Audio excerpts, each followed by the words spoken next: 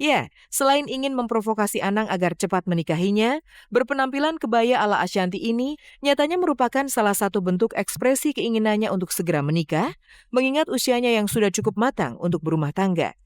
Namun sayang seribu sayang, ketika gaun pengantin telah siap dikenakan, hingga detik ini Ashanti masih merahasiakan tanggal pernikahannya bersama Anang Hermansyah. Baju terakhir. Senang cepat selesai.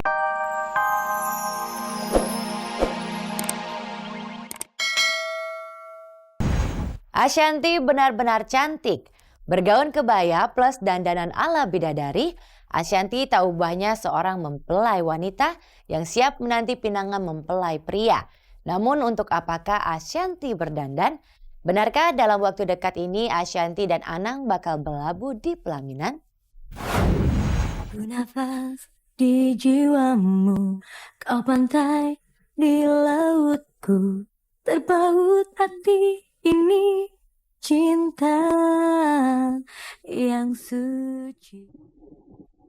Senyum Anang kembali merekah. Keinginannya untuk kembali melakukan aktivitas kerja seperti biasanya akhirnya kesampaian. Usai mendapatkan perawatan intensif di rumah sakit akibat kelelahan, kini Anang sudah mulai disibukkan dengan segudang aktivitas menyanyi untuk beberapa acara. Kemarin, ditemani sang kekasih Ashanti, Anang mulai melakoni pekerjaannya dengan mengisi acara musik dahsyat. Meski sempat diburu rasa khawatir, namun Ashanti tetap memperhatikan kondisi calon suaminya tersebut. Dan inilah penampilan Anang pasca keluar dari rumah sakit beberapa waktu yang lalu.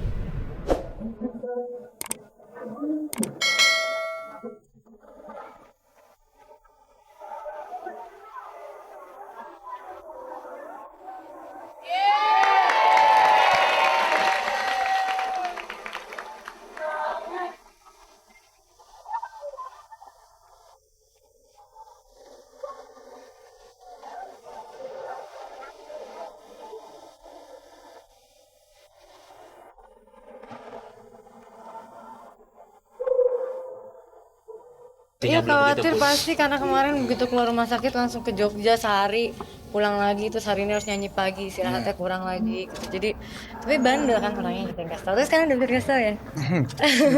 Obatnya banyak banget yang jelas dari dokter, terus antibiotiknya juga diminum.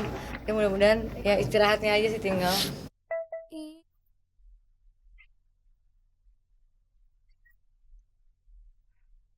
Di sisi lain, hati Anang pun rupanya sempat dibuat gelisah. Jantungnya tak berhenti berdegup kencang. Dalam satu acara yang sama, Aurel putri sulungnya sudah mulai berani menyanyi secara live. Tanpa bantuan lip sync, Aurel melantunkan lagu barunya berjudul Susah Jatuh Cinta.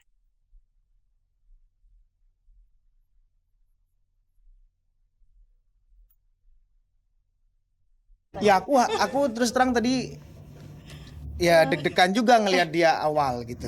Tetapi aku yakin dengan kemampuan apa yang dia punya. Ya inilah hari ini yang Aurel punya dan aku lihat dari duet dengan aku hari ini dia berprogres lebih baik. Mulai tadi malam udah pi aku lip sync aja, pi aku lip sync. Aku bilang kalau kamu akan menjadi penyanyi lip sync, awal kamu mulai dengan lip sync kamu akan memudahkan bahwa bernyanyi itu mudah. Ini yang aku tidak mau. Bahwa bernyanyi harus punya tanggung jawab, jangan lip sync. Sebenarnya tadi malam aku masih deg-degan banget kan, apalagi tadi pas cek soundnya gila. Udah gila parah banget. Tapi pas sesudah itu sih udah biasa-biasa aja gitu. Pede aja gitu katanya. Terus kayak soalnya dulu waktu udah Sabibi juga kan nyanyi langsung live juga kan. Yang lip sync aja gaya. Iya kan? Penyanyi lip sync aja gaya. Masa kamu live aja nggak berani? Lip sync aja di TV gaya gitu. Apalagi kamu berani live, nggak usah takut. Usai mengisi acara musik dahsyat, perjalanan calon keluarga ini pun kembali dilanjutkan ke sebuah mal di kawasan Jakarta Barat. Tanpa didampingi Anang, Ashanti dan Aurel melangkahkan kakinya ke sebuah salon kecantikan.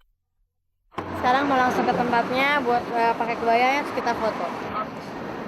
Udah nungguin perawatan.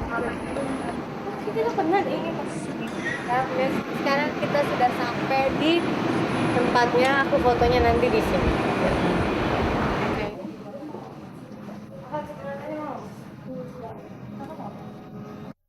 Setibanya di salon, tanpa basa-basi lagi, Ashanti pun langsung mengenakan beberapa gaun kebaya beraneka warna dan model.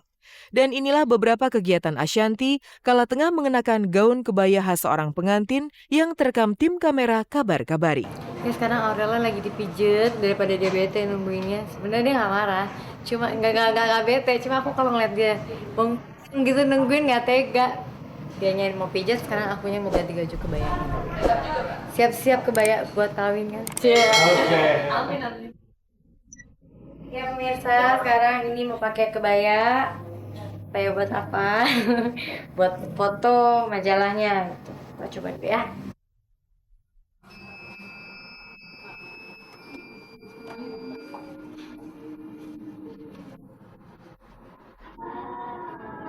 Pemirsa, ini udah dipakein kebayanya.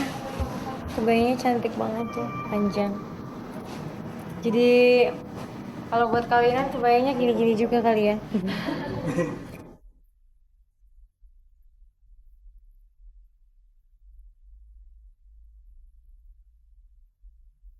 Ashanti benar-benar bak seorang pengantin wanita yang siap naik pelaminan. Selain bertujuan untuk memprovokasi Anang agar cepat meminangnya, fitting kebayanya kali ini nyatanya untuk foto cover sebuah majalah. Pemirsa, ini udah baju kedua. Sebentar lagi terakhir, pengen cepet-cepet kelar. Oke. Ya, gimana? Mas Anang udah bebe terus foto dong. Karena bebenya jelek fotonya, aku bilang dia pengen banget lihat aku pakai kebaya gitu. Karena dia suka banget perempuan pakai kebaya. Kata dia lebih Indonesia gitu kan, dan dia sering banget nyuruh aku kalau nyanyi kalau bisa memasukkan konsep-konsep yang bernuansa budaya Indonesia, misalnya songket, batik atau apa gitu. Dan aku kan kadang-kadang suka kalau nyanyi misalnya aku ada apa sedikit-sedikitnya dia seneng gitu. Orangnya nasionalismenya tinggi. Kalau dibilang pengen segera menikah untuk umur aku sebagai perempuan, aku udah 28 kan. Udah mau 29 malah November nanti. Aduh.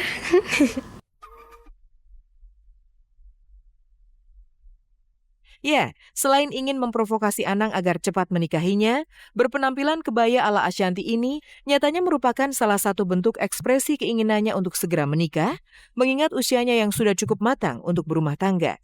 Namun sayang seribu sayang, ketika gaun pengantin telah siap dikenakan, hingga detik ini Ashanti masih merahasiakan tanggal pernikahannya bersama Anang Hermansyah. Baju terakhir. Senang sempat selesai. Ngantuk banget soalnya semalam tidur cuma 3 jam. Aku mikirnya gini, kalau menikah nanti udah punya konsep banyak di kepala. Maunya kebaya lamarannya kayak gini, kebaya akadnya begini, kebaya resepsinya gini. Karena kalau aku nanti menikah, aku maunya 3 kebaya ini dibuat dengan orang yang berbeda-beda. Jadi sentuhannya juga akan beda gitu. Misalnya pas lamarannya sama desainer siapa, akad, resepsi gitu, saya ada pengajian juga. Aku udah kayak kalau udah pakai kayak gini tuh udah kebayang-bayang. Oh nanti pengennya warnanya aku kayaknya cocok warna ini. Terus konsepnya yang begini-begini. Udah ada di kepala gitu. Cuma kalau aku udah buat duluan tapi tanggal belum ada, ibaratnya tanggal belum ada udah buat kebaya duluan, terus sangka gila. Ini orang mau ngapain gitu. Jadi ya kan orang tanggalnya belum ada udah buat kebayanya, nanti aku digila ini mau buat apa gitu kan. Jadi aku mendingan nanti kalau udah dapat tanggalnya ya insya Allah baru mulai ini. Kalau nggak nanti banyak, tapi udah banyak lah hayalannya mau seperti apa gitu.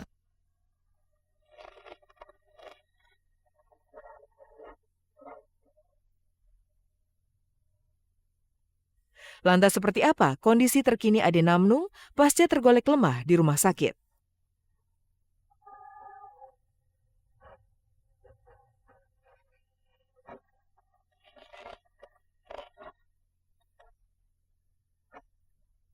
Sebulan sudah Ade Namnung lemah di rumah sakit. Namun demikian kondisi host tamu dahsyat tersebut perlahan-lahan berangsur pulih. Ade bahkan sudah mulai belajar berdiri dan berjalan.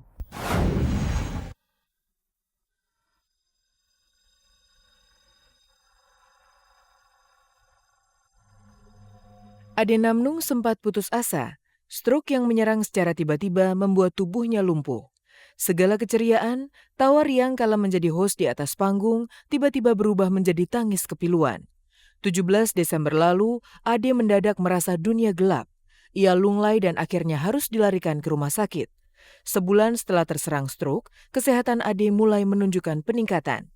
Kini Ade sudah bisa bicara secara lancar, bersenda gurau, bahkan mulai latihan berdiri. 2 hari lalu, rekan-rekan komedian Ade Namnung datang menjenguk. Ada Dausmini, Ari Untung, Aldi Taher, dan juga Ray Anggraini. Pemirsa, sekarang kita lagi mau kasih kejutan buat Ade ya. Sebenarnya tadi ngompakin banyak-banyak teman-teman, tapi berhubung kita dadakan. Syutingnya masing-masing, sibuk dengan pekerjaannya masing-masing, jadi beberapa aja mewakili. Ayo sekarang saya sebenarnya mau bawain sate, bawain duren gitu. Kan orang lagi sakit. Oh iya makanya. Ayo kita masuk yuk.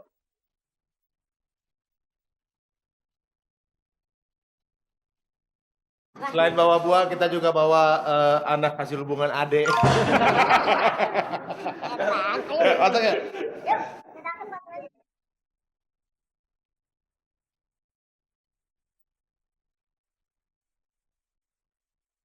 Nggak pusing, nggak ada pusing sama sekali. Tiba-tiba aja lagi ngambil itu udah hilang aja. Oh, udah tanda-tandanya. nggak ada tanda-tanda sama sekali, udah black out aja. Gitu kan.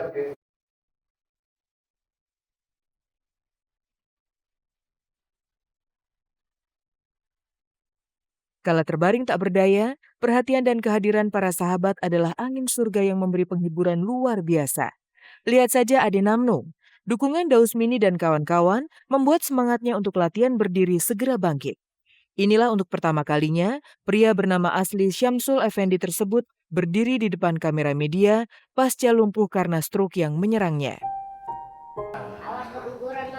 Ya, ambil.